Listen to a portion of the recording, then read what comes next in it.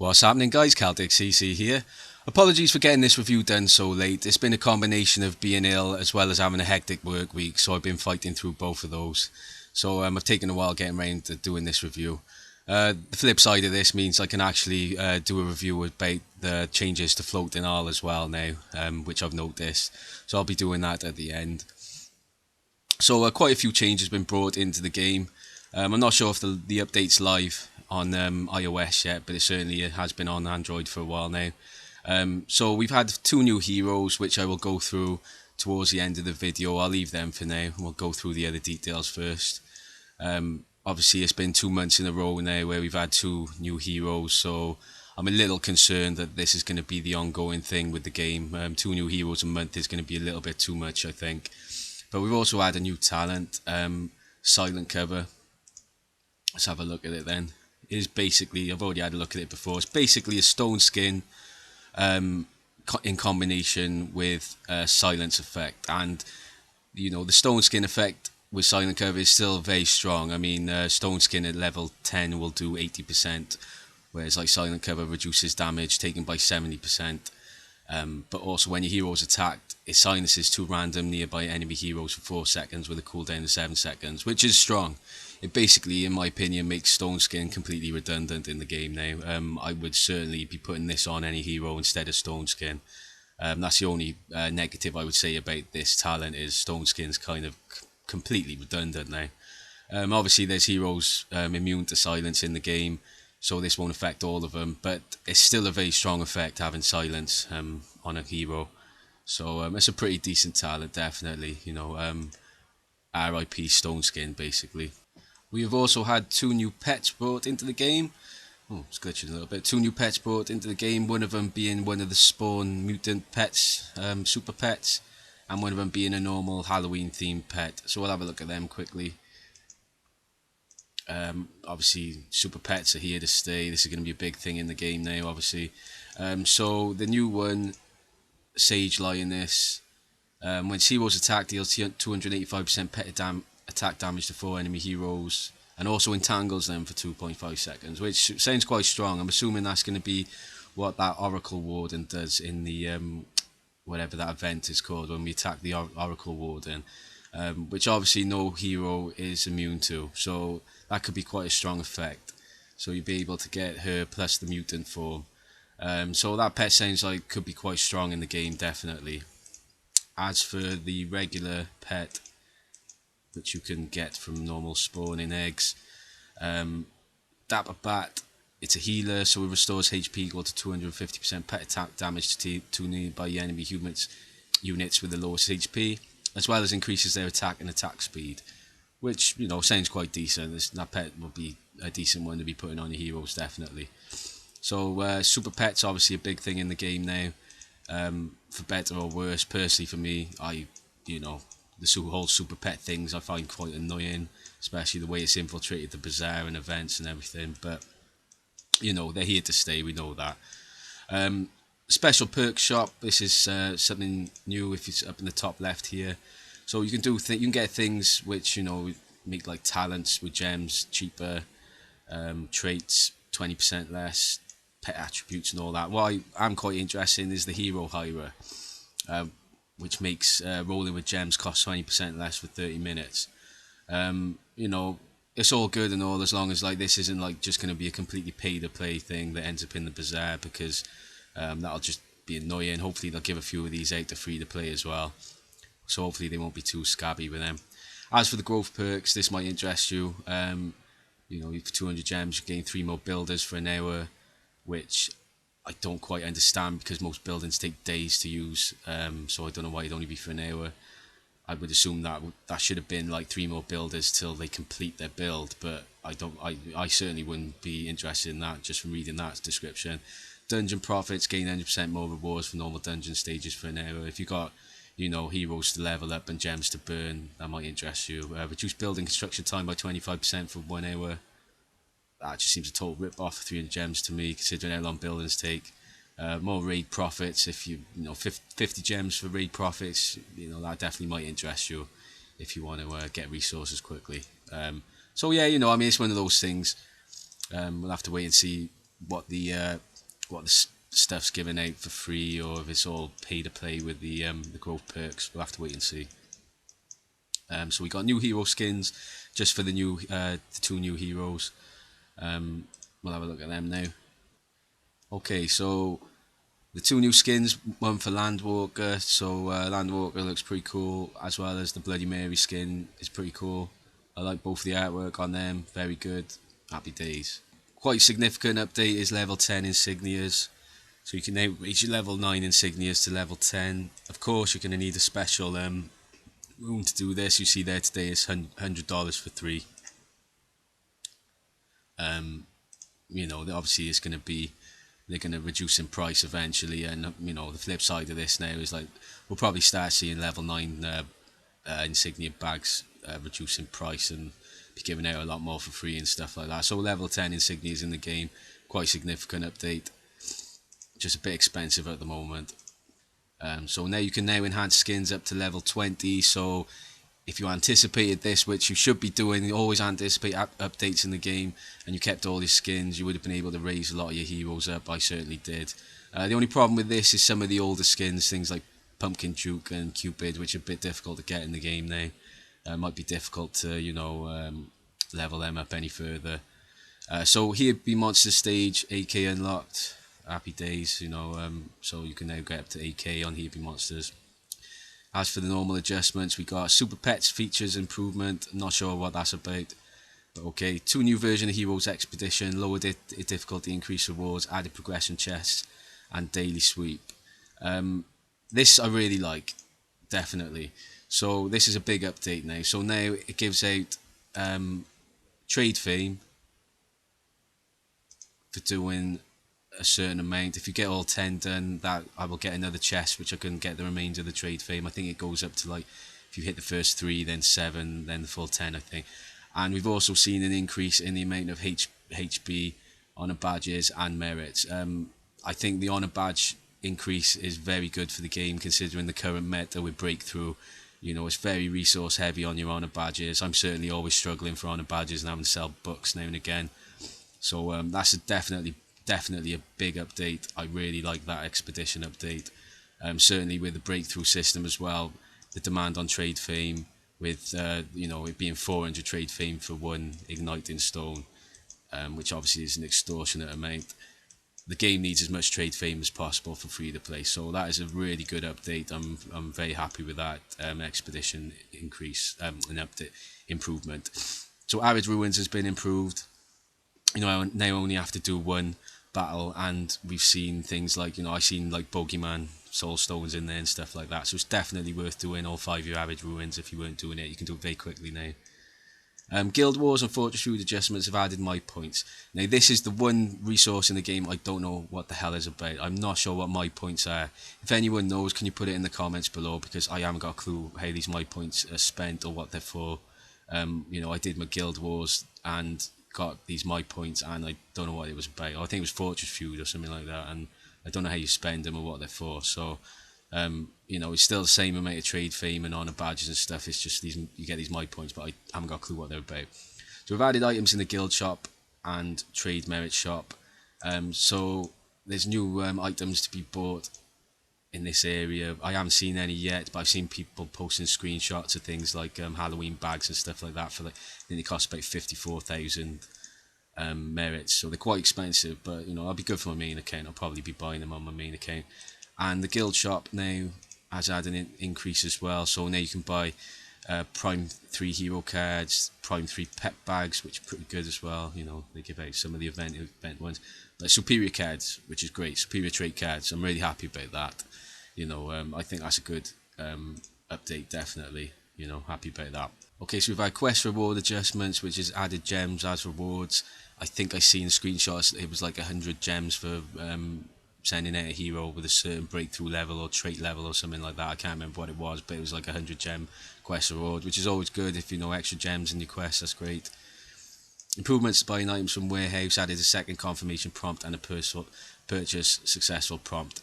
You've probably seen this already. You click on something to buy it the first time round, it gives brings a screen up. You have to then click it to turn it off.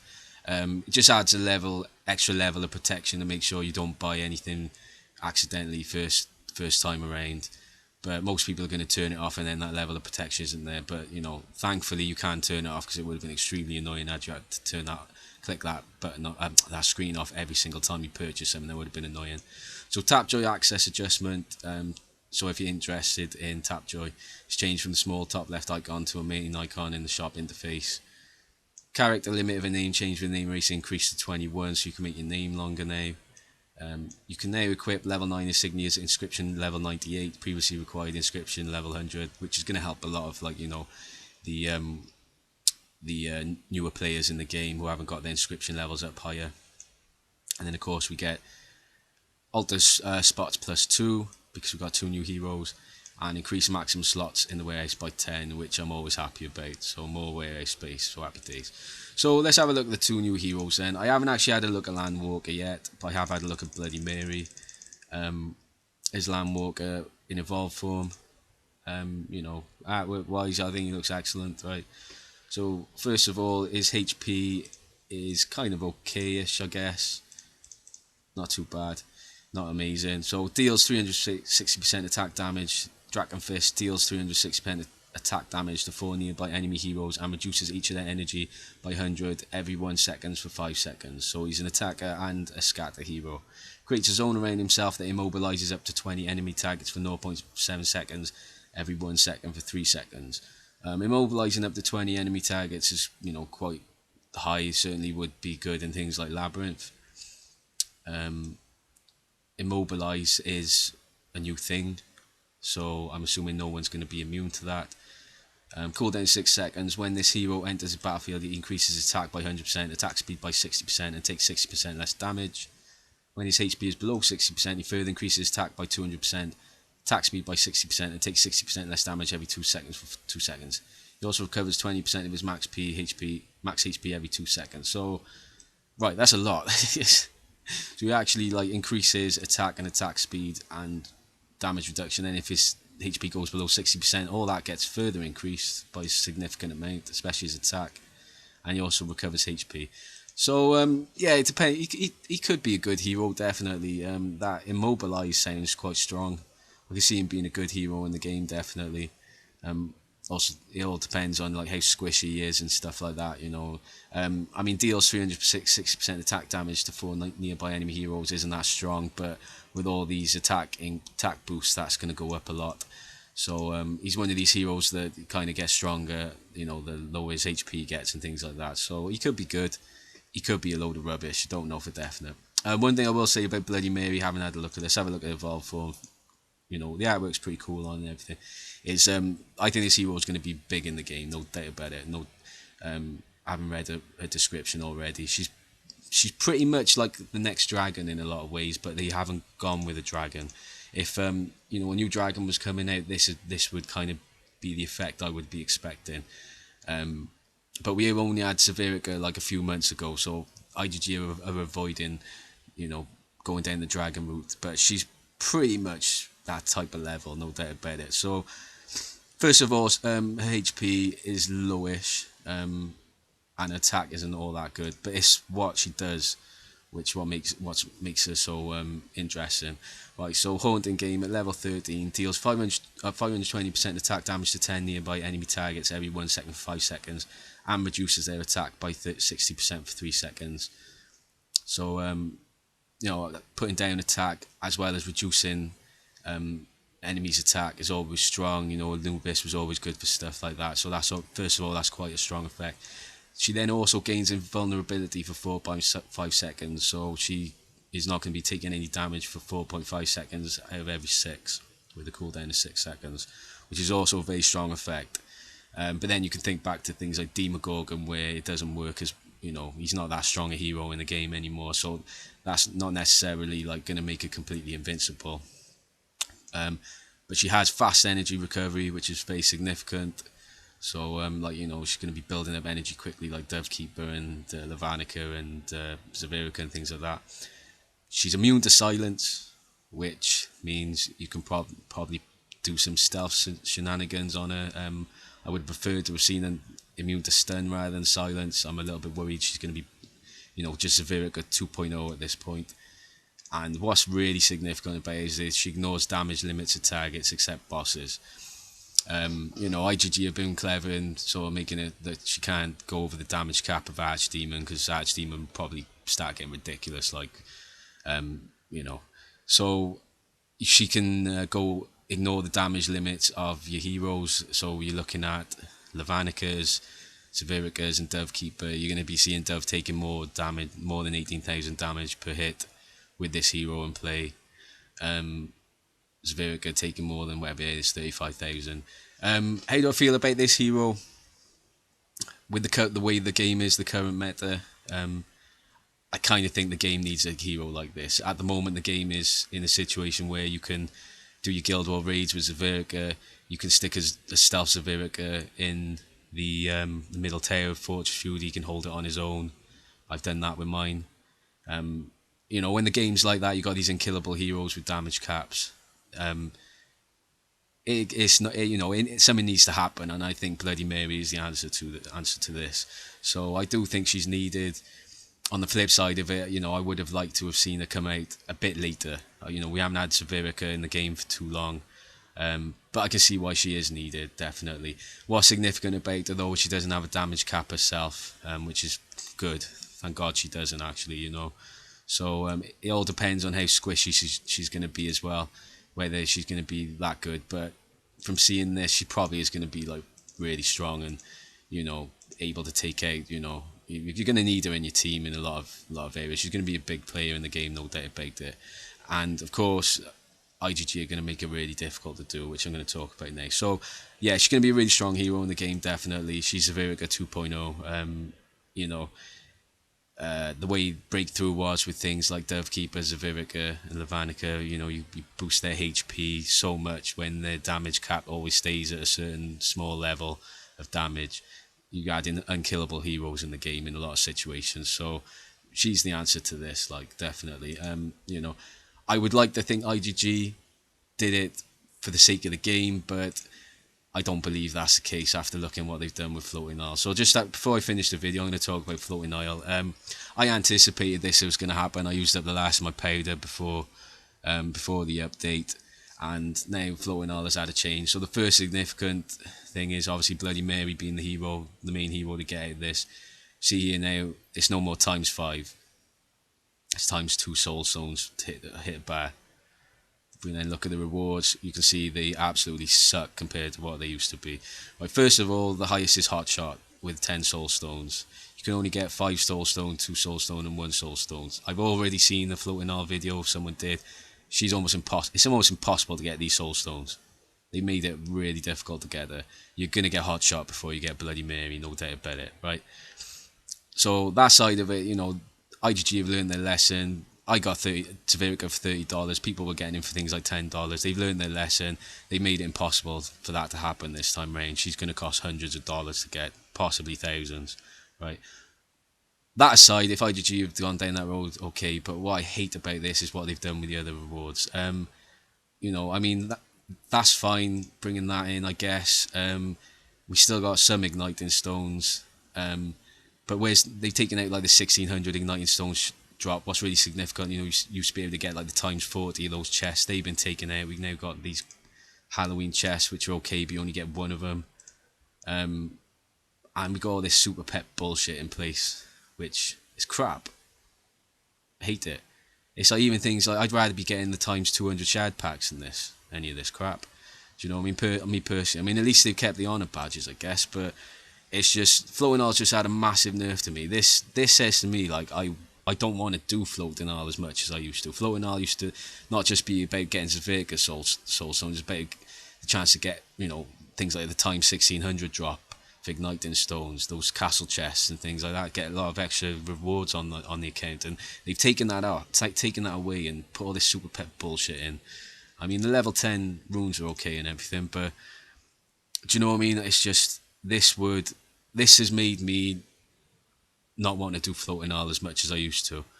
Floating Isle was an event which, if I had powder, I would be looking forward to do. This, the fact that Hot Shot's going to be easier to get than Bloody Mary, the fact she's going to be difficult to get, it's ×2 on the bar. all the extra awards have been nerfed completely in my view. I mean, this thing here, fine, okay, at least I'm getting to level 10. Do you know what I mean? I just think I don't like it. Floating oil's crap now compared to what it used to be. It's just had a massive nerf, and I certainly, haven't got the urge to be purchasing and going for this event like I did when it was Severica in play for this. So yeah, floating oil sucks compared to what it used to be now. She's really difficult to get, guys. Borderline impossible to get. You know, unless you hit that ×2 on the row every single time. You'd be relying on that basically. I've already seen a rolling video of floating oil, so that really sucks. IGG have they're going down the money route for this one. They've nerfed the other awards. Fuck this. Sorry, I try not to swear, but seriously, in my opinion, fuck these super pets. I hate them. I hate the way they've infiltrated things in the bazaar. I hate the way they're in floating oil. They're pissing me off. I just hate it all. The super pets thing is just annoying me. I wish it wasn't in the game. I know there's going to be players out there who like it. Personally, I just wish they weren't in the game. They just do my head in, nerfing floating oil and nerfing the bazaar at the moment. That's all I see super pets as. So as for the update, guys, Bloody Mary, probably a hero that's needed with the current meta. I think she was brought in a little quickly. No doubt IGG have seen the dollar signs again. They're bringing out another Severica 2.0. Now all the top pay-to-play players have Severica, and they need people to be spending money, going for a new hero. But she, is kind of needed in the game, really. I think the way the game is with unkillable heroes, it could change things up for the better. So that's cool. Landwalker looks decent. The new talent is basically a stone skin on steroids. I really like the best part of the updates, the expeditions. I really like this expedition update. I think that's just really a good update. So I'm happy IGG have done this. Bravo for doing this. Excellent. And all the other stuff is fine. Shame about floating oil being nerfed. So on the whole, update wise, it's a pretty good update. Not too much bad been brought in. I think on the whole it's mostly positive and mostly good changes. It's just floating oil really, which is the only thing I say which completely sucks now. I really don't like the changes to floating oil. So but everything else is pretty good. Level 10 Insignias, great. So happy days. Okay then, guys, apologies again for making this video a lot later than I should have been doing. I've just been ill and hectic in work and everything. So happy days. Alright, cheers guys.